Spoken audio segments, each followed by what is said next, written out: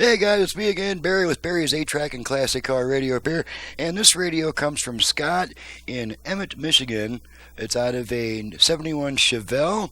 Scott has requested the internal FM conversion wired with a new harness, meaning that radio's got a lot more output power now. So he's going to have to upgrade his speakers to ones that can handle 30 watts RMS or 60 watts peak, depending on the rating system used by the speaker manufacturer. And he also needs to run a pair of wires from each speaker all the way back to the radio. None of those speaker wires can be grounded or shared with any other speaker. So let's go ahead, and I've got it set to AM at the moment, so let's go ahead and turn it on. They did that consciously because the material focus wasn't working. Make sure we have all four speakers operating. By them, strategically, to reroute all four speakers. I mean, it was a decision to reroute. Alrighty, so now we're going to switch to FM, and I have all 5 presets set to FM stations in my area. So let's go off on.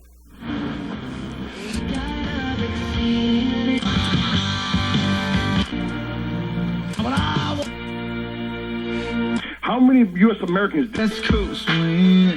Okay, so there's our FM. Now, one thing I'll mention, this radio, the tone control only has 180 degrees of travel, and it won't activate the virtual left-right balance or the front-rear fader control. The original fader is defective, so unfortunately we're stuck with all 4 speakers operating at all times. We're just not able to adjust our balance because of the limited travel. 180 degrees of travel on this tone control. Most controls have about 300 degrees of travel, so we're missing about 30% of travel here on this control. So that's why it won't activate the balance and fader. Let's go ahead and try the 8-track.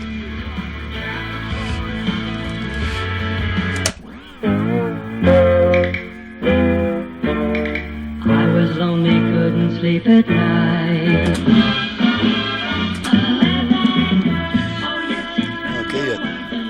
Songs ending there, so good time to check for cross-talk between songs, and we have none. That means the head adjusted is good.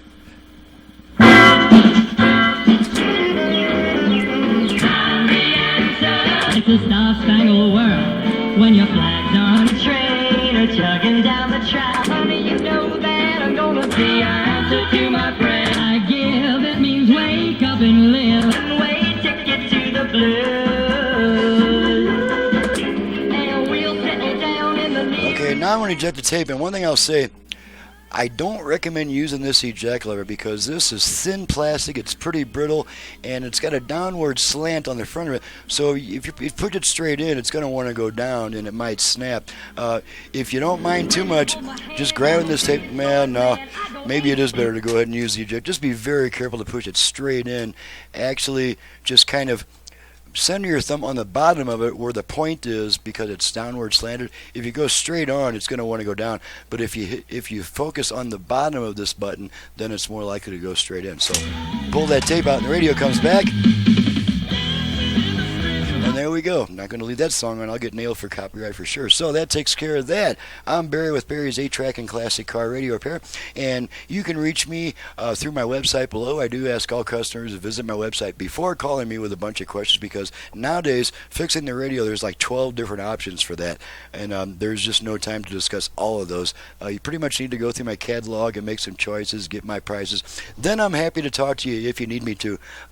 So thanks so much for watching and listening. And thank you, Scott, for your business all the way from Emmett, Michigan, and we'll see you guys next time.